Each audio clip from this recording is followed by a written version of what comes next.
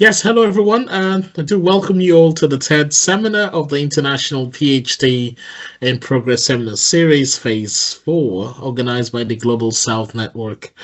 I would like to start a session by thanking my colleague, Dr. Nauman Riyad, who's a lecturer in law at the Leicester Law School, who is also the founder and convener of the Global South Network.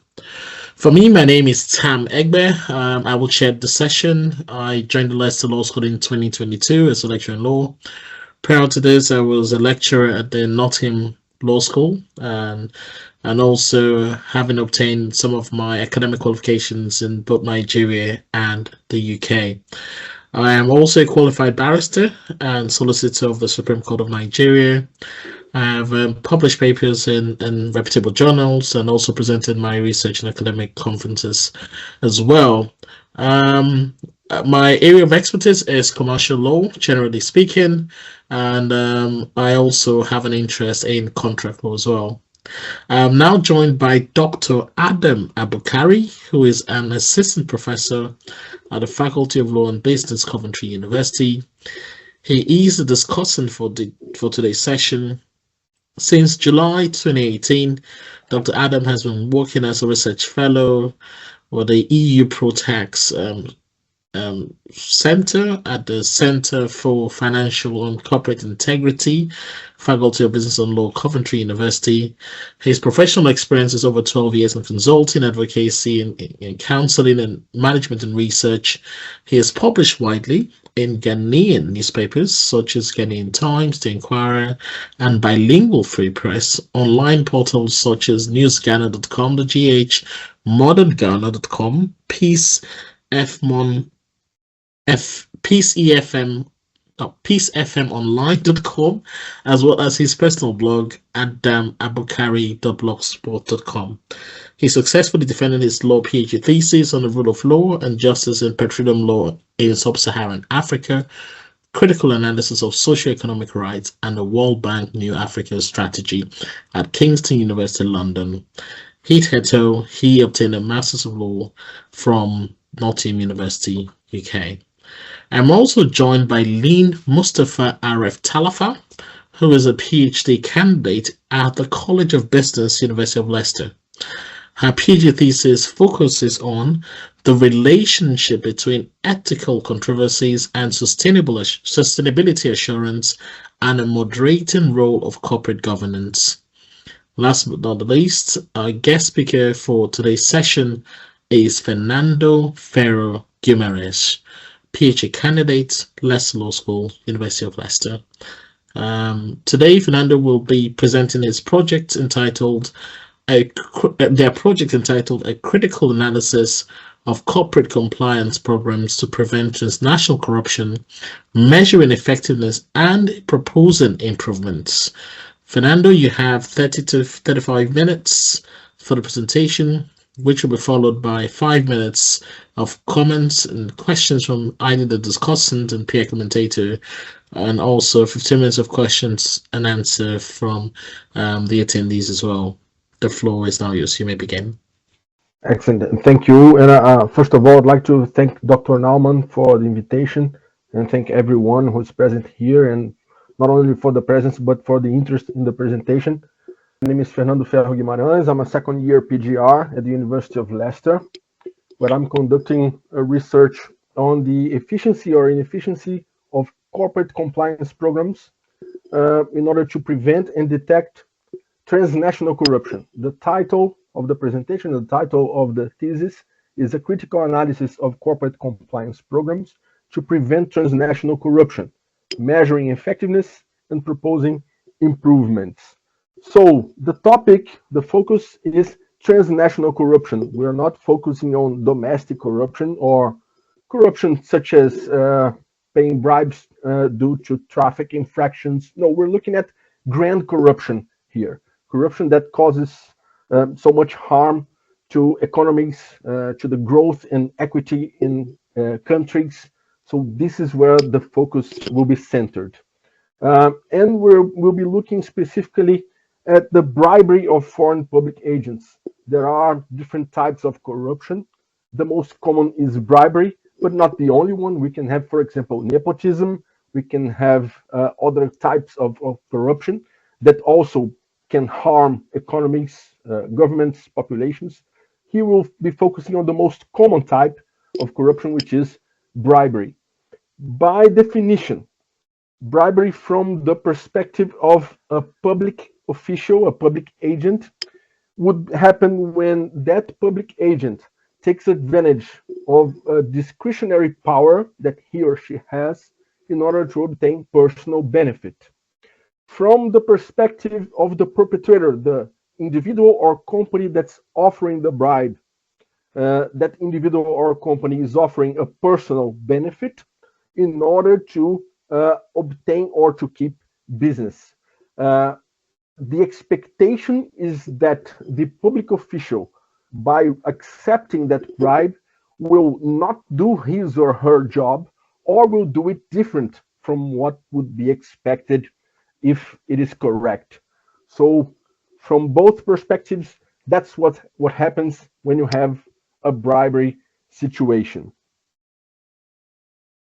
The relevance can be explained in great part by the amount of money involved in corruption in the world. Corruption happens everywhere. It's not something that's restricted to developed countries or developing countries. No, corruption is everywhere. And the cost of corruption, the amount of money that's estimated to be diverted through corrupt schemes, is huge. It's estimated by the World Bank in $2.6 trillion every year. So it's not a simple portrait of a moment in time. It's an estimated amount of money deviated every year. It happens while we're speaking here. So if corruption were a sovereign country, an independent country, it would be simply the 8th biggest economy in the world. So on the right side of the slide, we have a list of the biggest economies in the world according to the GDP. And if we translate $2.6 trillion into that table, we would have corruption, if it were a sovereign country, as a bigger economy when compared, for example, with Russia, Canada, and Italy. So it is huge. And the impact is more severe in developing countries because corruption has a direct effect, a direct impact on growth and equity of countries. Especially, it will affect the resource allocation, diversion of public funds that could be used for basic services to the population. So developing countries that lack good basic services suffer the most the effects from corruption. Although, as I mentioned, corruption is everywhere. Here I brought some examples that are recent from the last quarter of 2024, indicating that we keep seeing new scandals, new cases being uncovered. I brought 3 examples. One related to RTX, formerly known as Raytheon, that agreed to pay almost $1 billion to resolve a bribery issue in an enforcement action. SAP agreed to pay $222 million to settle bribery charges with American authorities. McKinsey agreed to pay $123 million also to settle claims, this case related to South Africa.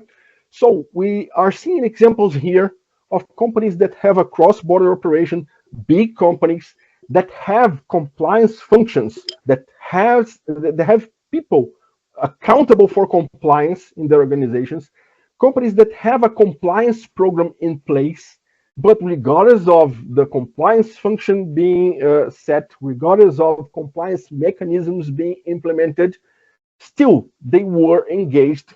They engaged in corrupt activities, transnational corruption. So that leads to the intention, the idea of this whole research proposal. So if everybody knows, because there's more than enough literature, there's guidance provided by the enforcement authorities. So there's more than enough information and guidance on how to structure a compliance program.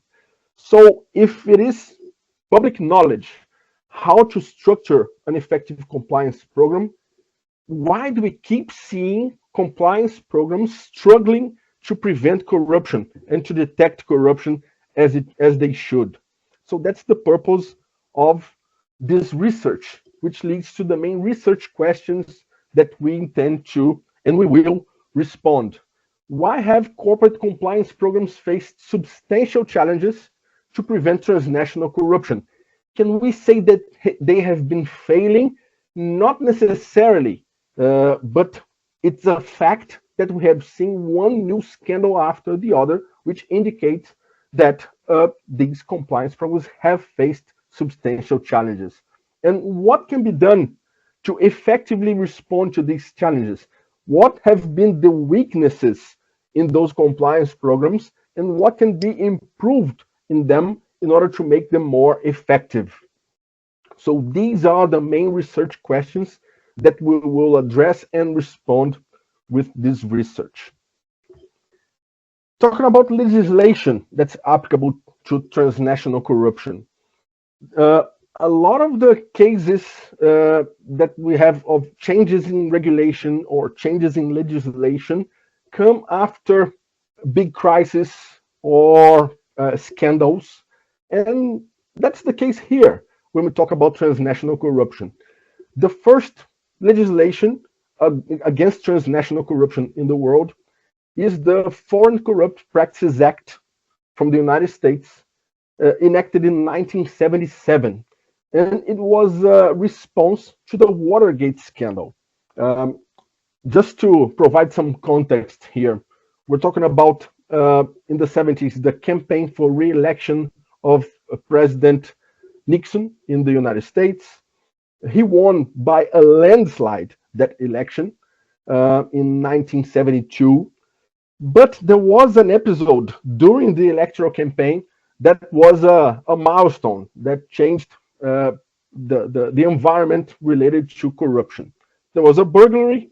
People broke into the office of the Democratic Party in a commercial complex named Watergate Complex or Watergate Building, and classified documents with classified information were stolen, and the content of those documents was revealed little by a source that decades later we got to know it was an FBI agent that used two Washington Post reporters to reveal that classified information. And the information that was in those documents revealed two main aspects. First, that President Nixon's campaign was funded by irregular donations using slush funds.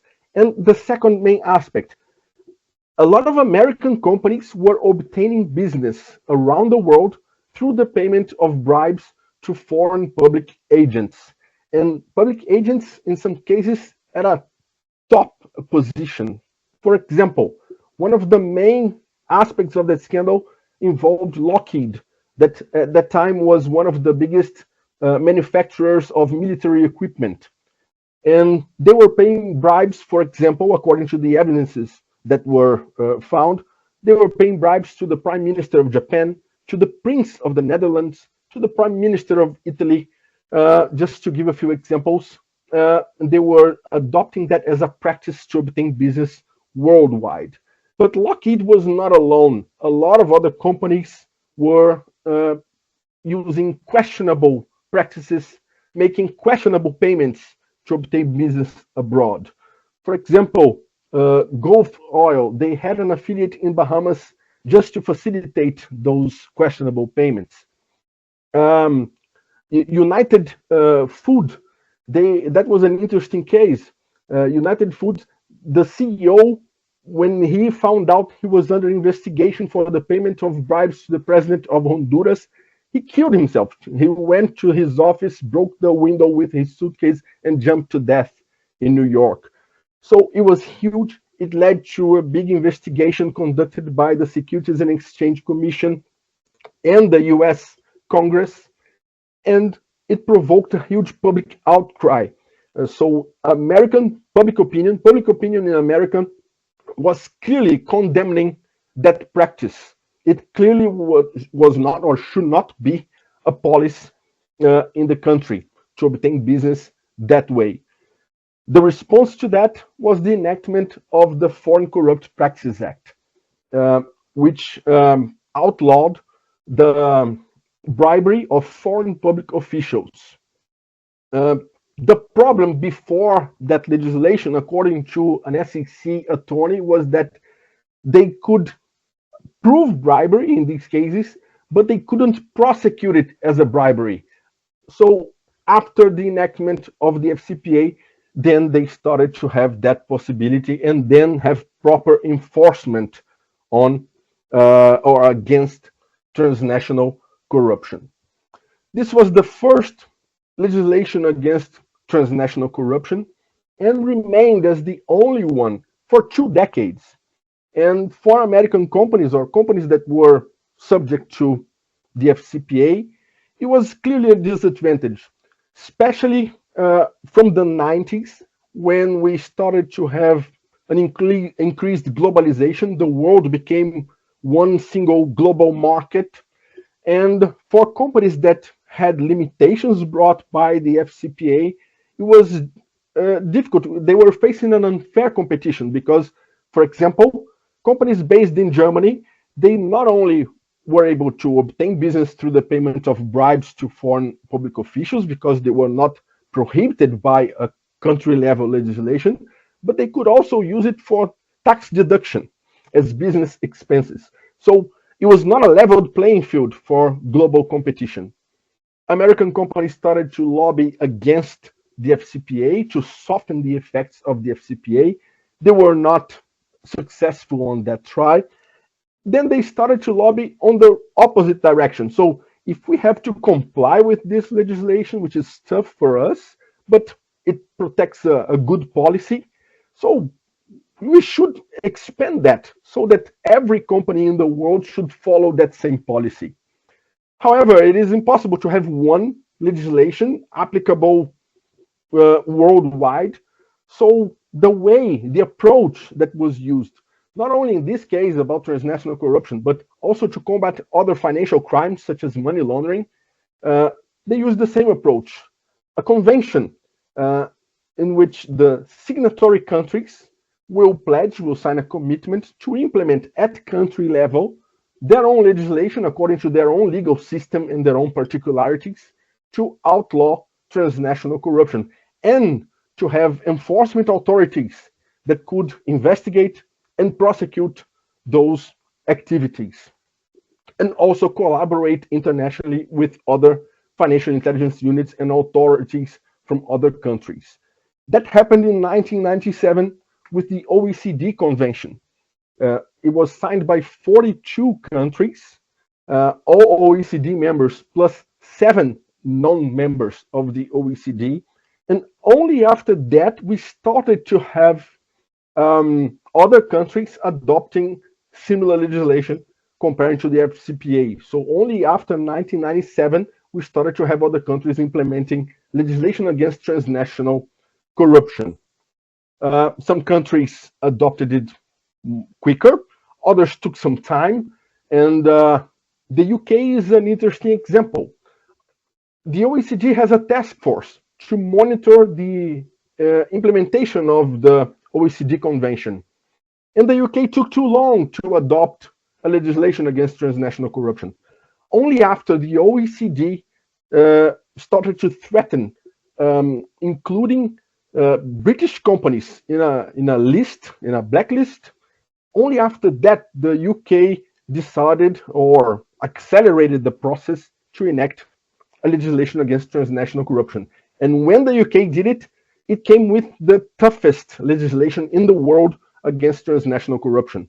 It goes beyond the FCPA because it criminalizes corruption in private sector, organization with organization, without the involvement necessarily of a public agent. And it included a new offense, which is the offense of failing to prevent bribery, which is specifically for companies or against companies that engage in corrupt activities. So it is considered the toughest legislation against transnational corruption in the world. And another interesting example is the Brazilian anti-corruption law. Again, a consequence of public outcry, social movements, especially as a consequence of the Arab Spring. In Brazil, we had the June journeys in 2013, in which the population, or a significant percentage of the population, took the streets to protest against corruption and bad public services and high taxation. And one of the measures taken as a response to that was the Brazilian anti-corruption law. And coincidentally or not, exactly in that year, within a 1 month span, the biggest task force to combat corruption in the world started, which was the Operation Car Wash Task Force, which unveiled one of the biggest corruption scandals in history. So one of the purposes of this research is to have a critical analysis of this legislation. It has already been done. Among the main aspects, among the main characteristics that not only the legislations in the United States, the United Kingdom, and Brazil, but all relevant legislations against transnational corruption have this characteristic, is the extraterritoriality, which allows the authority in one country to investigate and prosecute corrupt activities perpetrated outside that territory in other countries. That's a characteristic that's key for every legislation against transnational corruption. And just to give an example, in Brazil, my country, we had the World Cup in 2014, and an interesting example of the extraterritoriality. One of the main telecom companies in the country had skyboxes in the World Cup. They invited a lot of people to watch matches in those skyboxes. And among the people invited to watch matches in the skyboxes, there was one public officer from the authority that has an oversight on the telecom industry in the country. And the fact that that public official that had influence on the licenses that that company needed to operate in Brazil, that was seen as bribery. And then you may ask, whoa, the American authorities investigated and prosecuted that case. Why did the United States reach that case? Because we had an event in Brazil, the company was based in Brazil, the public agent involved was a Brazilian public agent, the controller of the company involved in corruption is based in Spain. So why are American authorities investigating and prosecuting the case? The fact that the mother company based in Spain had stocks negotiated in the American stock market allowed the American authorities to investigate and prosecute the case. And then the telecom company reached an agreement, reached a settlement, and paid a huge fine in order to resolve the case. So having stocks negotiated in the American stock market allows the extraterritoriality to be used. Using a bank account that's in that country allows that country to investigate. So sometimes the slightest connection is already enough to allow a country to investigate and prosecute the case. And it's not a characteristic that's only in the American legislation. all relevant legislations against transnational corruption have the extraterritoriality and allow that almost global reach. But there are some differences too among those legislations. For example, one of the main ones about facilitation payments, expediting payments, or as we call in Brazil, urgency taxes, payments that you make so that your case, instead of being at the bottom of a pile, moves up to the top of the pile. In the American legislation, it is considered okay. Expressly in the law, it is mentioned that these are not be considered. This is not going to be considered offenses according to the FCPA. Some legislations follow that, but they are exceptions. Most of the legislations against transnational corruption, they consider the facilitation payments an offense. There are some other minor differences regarding some concepts, the way that the legislations present and provide examples of the bribery activities. So it's important to understand those differences, and we are pointing out those differences in our thesis. And another interesting aspect of these legislations is that they establish that if a company had, at the time of the offense, an effective compliance program, it has to be considered when you calculate and define the penalties to be applied. Sorry. So, if a company demonstrates that it had a compliance program in place when the offense occurred, but not only a compliance program in appearance, it has to be an effective compliance program, then the authorities must consider that and reduce the penalties to be applied to that company. It can even lead to applying no penalty at all. For example, there was a case involving Morgan Stanley. Morgan Stanley had an employee named Garth Peterson who received over 30 pieces of communication, including 3 full training sessions about bribery and corruption. So he knew exactly what he was not supposed to do and what he was supposed to do, and he engaged in corruption anyway. Morgan Stanley disclosed all the information, collaborated with the authorities. The individual received penalties. Morgan Stanley didn't, because they proved that they had an effective compliance program in place. Another question that may be asked, so if it was effective, how did it fail? So it was not effective. Not necessarily. What the company is expected to provide is reasonable assurance that it will not be engaging in corrupt activities. You will never be able to provide 100% certainty. You're expected to provide reasonable assurance.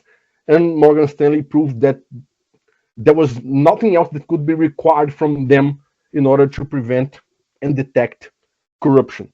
So, according to the legislations, having a compliance program not only helps on the prevention and detection of illegal activities, in this case corruption, but also leads to a reduction in the penalties, and in some cases even no penalty at all.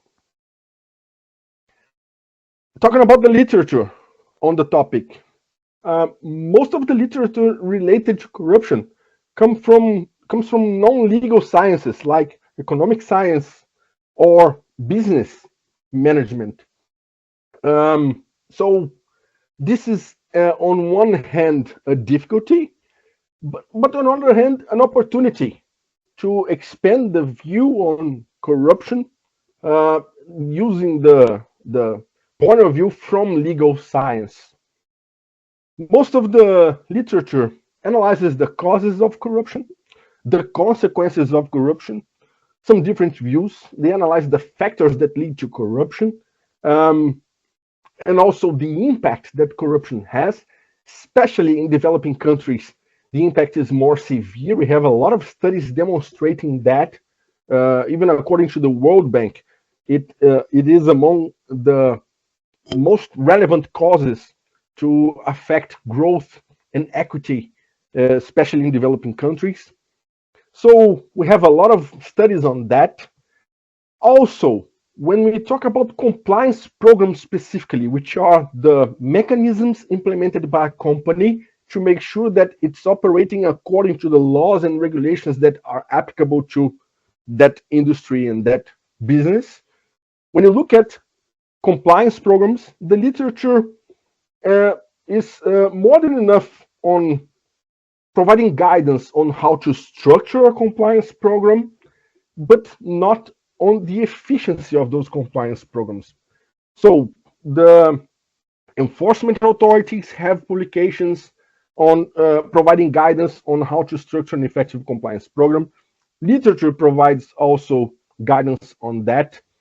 But again, I come to the point that led to the main question that this research will answer. So if there is more than enough literature on how to structure a compliance program, why do we keep seeing new scandals one after the other?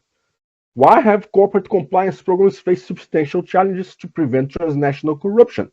And what can be done, sorry, what can be done to effectively respond to these challenges, to improve the efficiency of those compliance programs? And that's the gap that we found in literature, a gap that I faced when I was in the corporate environment. I had a 25-year career in the corporate environment before starting this PhD, and I worked with compliance since 2003. At that time, we were not even using the word compliance to define what we were doing, and it has always been a challenge. So, what these companies are doing wrong? Where are they failing? Or what can be improved in compliance programs in order to be more efficient to prevent transnational corruption? So the aims and objectives of this research are, first, critically analyzing and comparing anti-corruption legislations from the United States, UK, and Brazil with extraterritorial jurisdiction. We are analyzing the United States legislation because it was the first legislation, because of the relevance of the United States economy, the biggest in the world, and also because the United States has the most active enforcement in the world, with over 700 enforcement actions. So it's by far the most active enforcement in the world. The UK, also because of the relevance of its economy, because of the reliability of its legal system, and because it has the toughest legislation against transnational corruption. In Brazil, which is among the 12 biggest economies in the world, middle class, middle income country, representative of the global south, and a country that was home to one of the biggest, if not the biggest, corruption scandal in the world. All of them have the extraterritorial jurisdiction, and we will critically analyzing and comparing these legislations. That will be the first aim. The second, to provide a tool, a model that will quantitatively measure the quality of corporate anti-corruption compliance programs. So I'll tell you how we'll do that when we address the methodology, but this is one of the main novelties of this research. We will provide a tool that will help us to have a score that will indicate the quality of a compliance program structured to prevent corruption. 3, we will be identifying at firm level, at corporate level, the main weaknesses of anti-corruption compliance programs. Not only using that model, but applying it to real-life cases using real-life companies.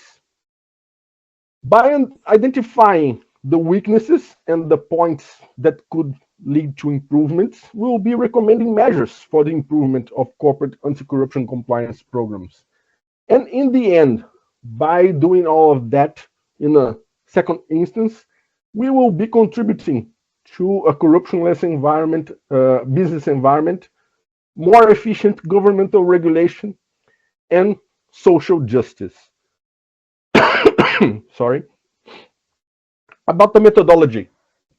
So first, we studied the legislations that are applicable in these three selected countries: United States, United Kingdom, and Brazil.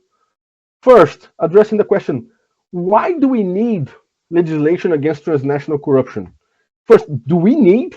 And if yes, why? And it's interesting to see the different reasons for that.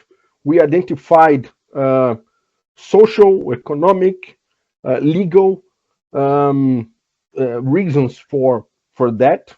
Also, a need to have a level playing field in terms of competition in the business environment. But in the end, considering all those social, economic, competition, legal, all those reasons that justify implementing legislation against transnational corruption, all of them converge. Sorry, Fernando, I think you Yes. have literally 2 minutes left. 2? Yes. Oh my God, I'll accelerate. So all of them converge to one direction, which is the need to be attractive to foreign direct investment. That's the key, to be attractive to foreign direct investment. We studied the context that led to the enactment of these legislations. We critically analyzed and compared those legislations and extracted from them the main provisions. After studying the legislations, we started studying the compliance programs that are implemented in the companies to make sure that they comply with these legislations. We then identified the key elements of these compliance programs. And in the end of this chapter, the chapter 2, we will provide a table indicating the main fundamental pillars and key elements according to the guidance that comes from the enforcement authorities, pillars that should be present in every effective compliance program. Based on that table, we will then create a questionnaire that will address all those fundamental pillars that will be in the table. And that questionnaire will lead us to have different answers that will have different weights and scores that in the end will compose a tool that will provide a score for the quality of the compliance program using leximetrics. Leximetrics will be the heart of this research. Leximetrics is a systemic way to translate legal content into measurable, quantifiable, objective data. That's what we'll use here to translate the main aspects of compliance programs into a score that will measure quantitatively the quality of those compliance programs. We will run this tool, this model, using 10 companies from each selected jurisdiction. And after that, we'll use 5 case studies, real life cases, to test the premises of this tool. And that will allow us to identify the causes of failure in those real life cases, identify using gap analysis the points that could be improved in those compliance programs. Chapter 1 is concluded. So about legislation, we have already concluded that study. Chapter 2 is undergoing. We identified the main legal provisions in the legislation in the selected countries. And we are identifying the fundamental pillars to build the table that we mentioned earlier. That's almost done. Here are the main elements of compliance programs that we have already identified according to the guidance that come from the enforcement authorities. And here we could go on for hours. So we are at this point finalizing chapter 2. On the sequence, we will build a questionnaire addressing the fundamental pillars identified that should be present in every effective compliance program. And talking about the contribution, there are 3 main contributions that are original in this research. First, Fernando, sorry for the interruption, but you have yes. 30 seconds to wind up. Okay. 3 main contributions. First, the critical comparison between the legislations in a holistic way that we're providing. Second, we'll be covering a gap in literature when we discuss efficiency or inefficiency of the compliance programs, instead of simply addressing how they must be structured. And third, the tool that will allow to quantitatively measure the quality of compliance programs that will be useful for corporations, enforcement authorities, and governments. Sorry for extending too much. And It's fine. No problem. Thank you. Obrigado. Thank you. Obrigado. Yes, we must thank you, Fernando. I totally understand the passion with which you speak with your subject material. Sometimes that can really take over, and then you want to talk about it forever. I don't understand that.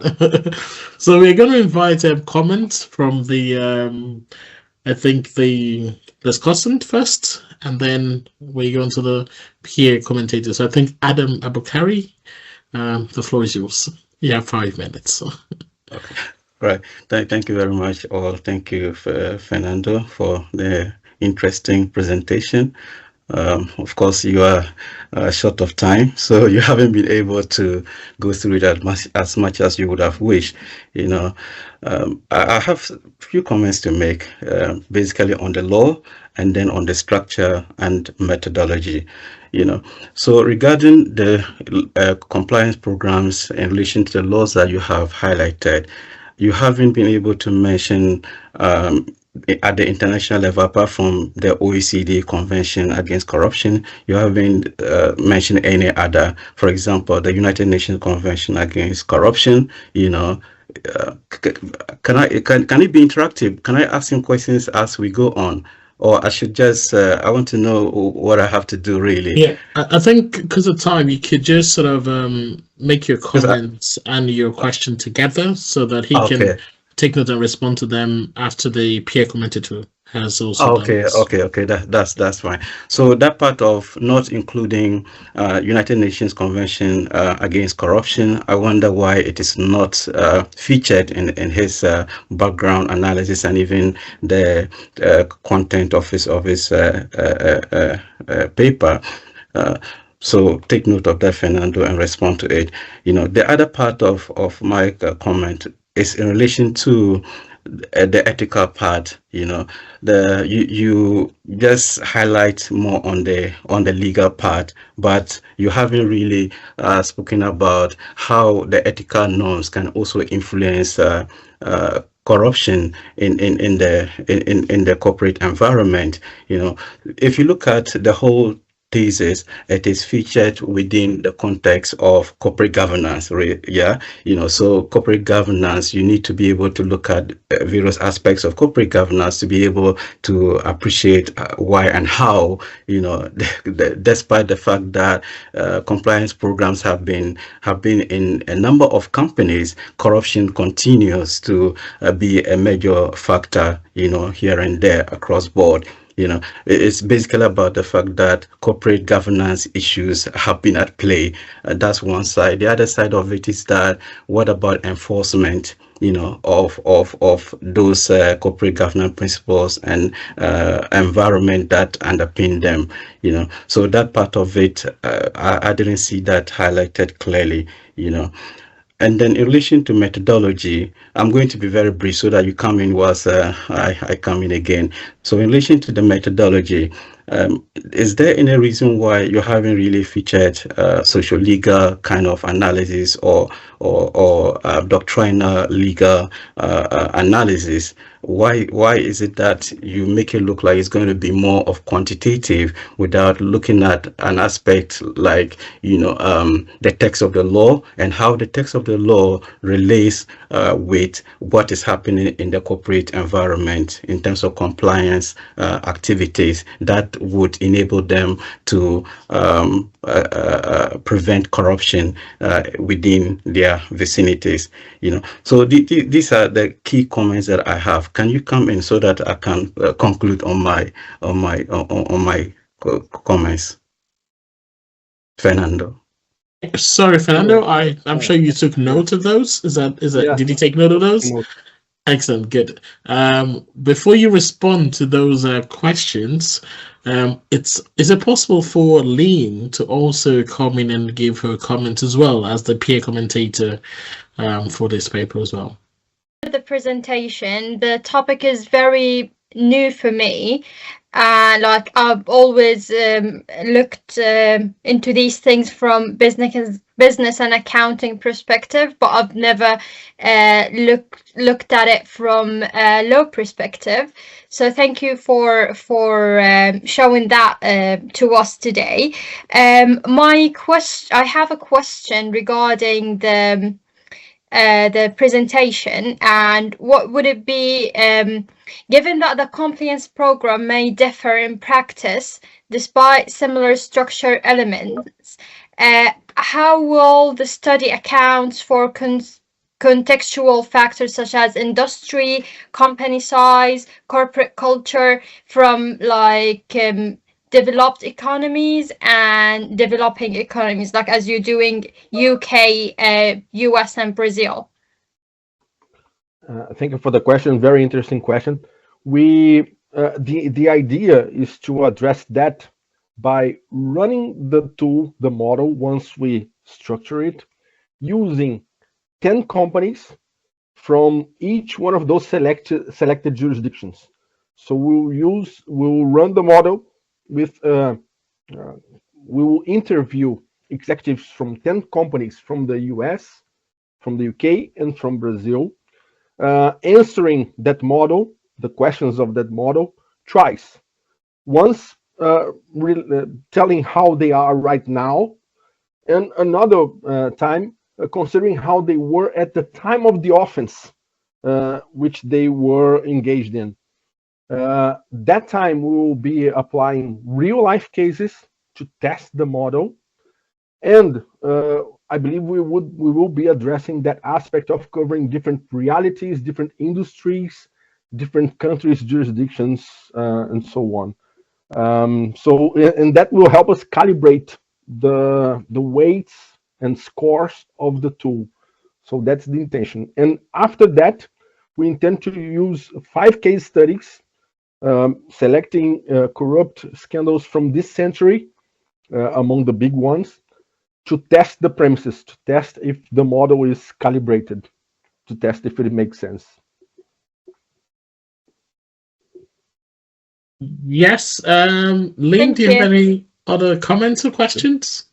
No, it's totally fine. Thank you. All right, excellent. So you can now address Dr. Abukari as well for his question. I'm sure he had asked about 3 questions that you need to address. Yes. First, about the UN Convention, it is indeed relevant. I did not include here due to time restraints, but it is in the thesis.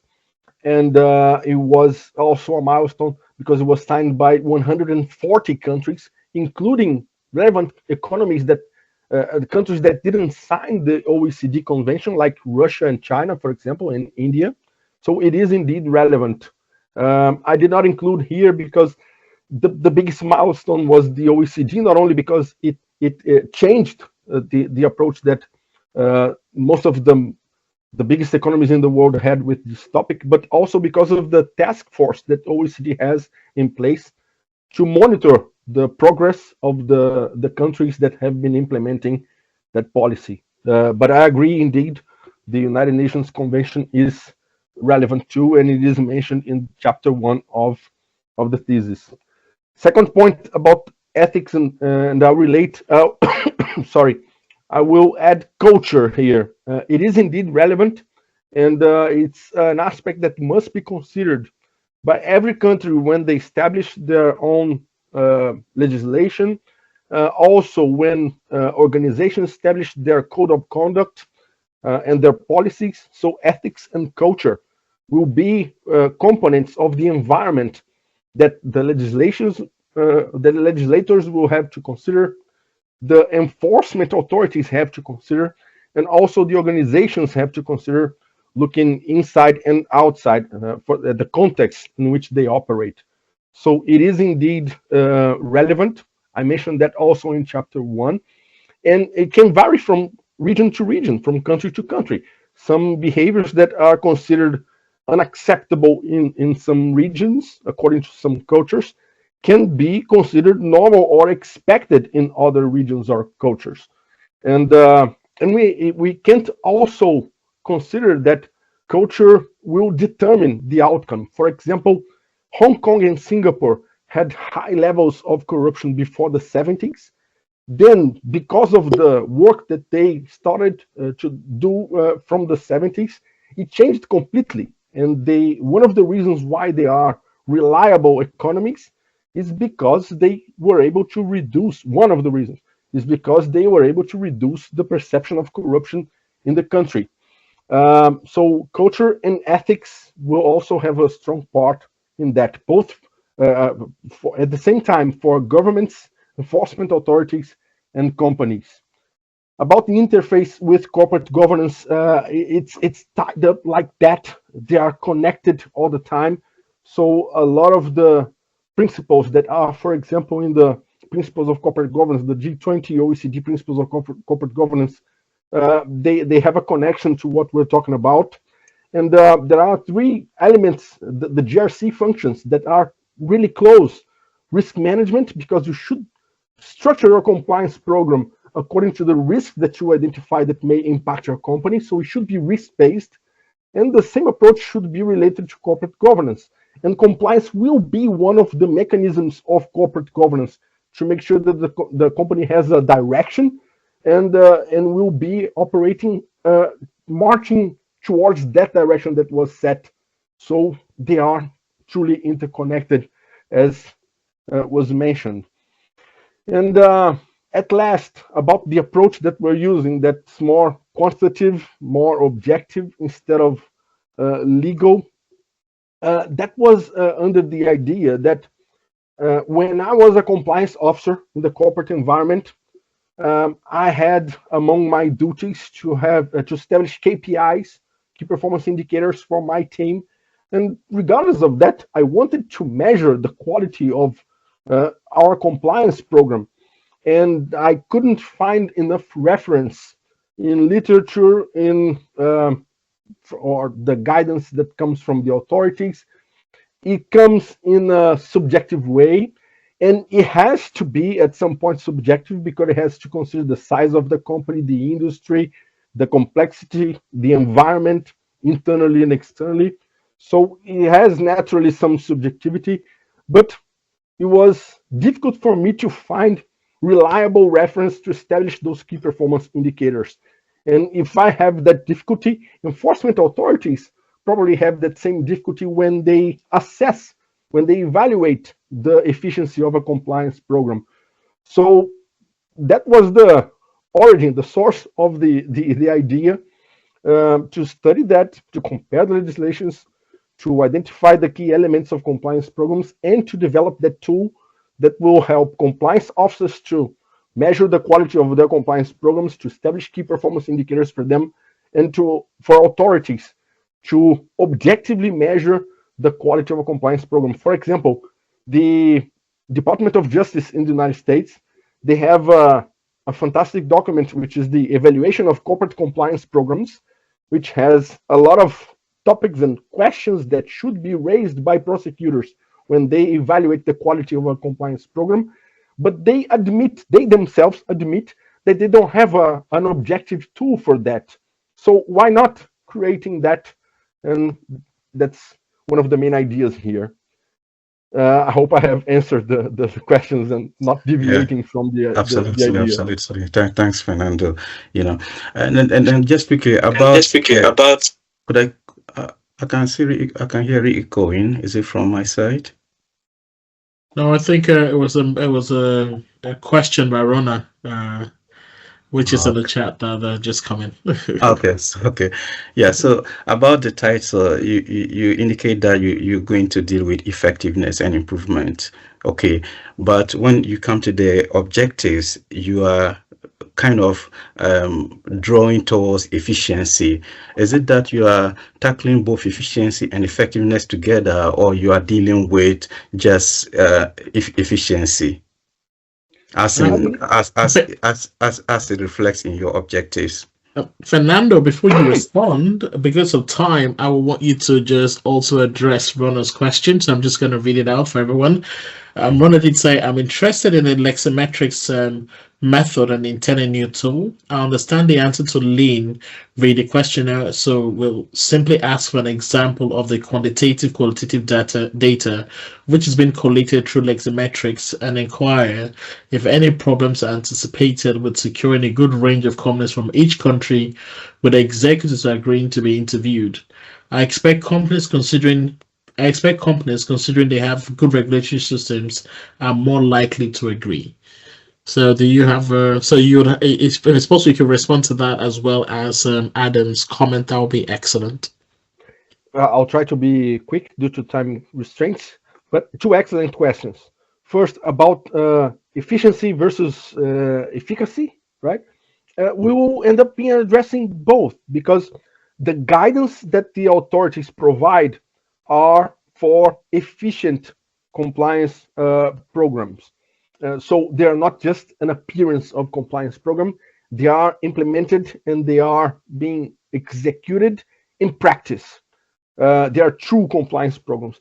But one of the differentiators of our research is that we're going to pick up that guidance, but we will analyze the efficacy because we will be addressing the weaknesses and failures of compliance programs that were in place in companies that engaged in corrupt activities. So we will use the guidance for one and we'll address the other one. So I believe we will be quite complete. About the second question, that's a very interesting point, and that's one of the challenges. We may have at some point difficulties on having executives agreeing to participate in those interviews. However, I believe that we will be successful because companies that were involved in corrupt scandals and they have implemented corrective measures afterwards, they want to show themselves as reliable. They want to be seen as companies that got over that and now they are different. For example, Siemens. Siemens was involved in one of the major corrupt activities in 2006, and nowadays they are proud of their compliance programs. So I believe that's going to be challenging, but we will succeed. And if not, if we have really difficulties with that, we still can have enough information. In a lot of databases, like for example, the Stanford Law School Clearinghouse, which has documents related to all the agreements, prosecutions, all the processes and procedures related to enforcement actions in the United States. So I believe, yes, it can be a challenge, but I believe we'll still be able to manage that. But it was an excellent question. Have you also addressed Rona's question as well? Yeah, second bit, yes. All right, good, excellent. All right, thank you. Are there any other questions from the attendees? We have literally 30 seconds if everyone has any questions. Anyone? Otherwise, I want to thank Fernando for an excellent presentation, I must say. It was an interesting presentation that highlighted the inefficiency of corporate compliance programs in preventing transnational bribery, and of course proposes a Leximetrics model to evaluate and improve their effectiveness across multiple jurisdictions. I must also say thank you to Dr. Adam and of course Lean for their valuable comments, and to everyone who attended the session. The Global South Network warmly welcomes PhD students from any discipline and any part of the world to share their projects and receive interdisciplinary feedback. Anyone interested in presenting their work, participating in a session as peer commentator, chair, or discussant, or giving feedback on the network's activities can contact Dr. Nauman Riyad, founder of the Global South Network, at the email address provided in the chat box. Same time next week, let's meet our next guest speaker, Isioma Iwelukwa, PhD candidate, Leicester Law School, University of Leicester, who will present his project entitled local pharmaceutical innovation versus international patent obligations, the Nigerian dilemma, on 29 January 2025 at 1500 to 1600. Take care, look after yourselves, and have a wonderful day. Goodbye. Bye-bye. Thank you. Bye. Bye-bye.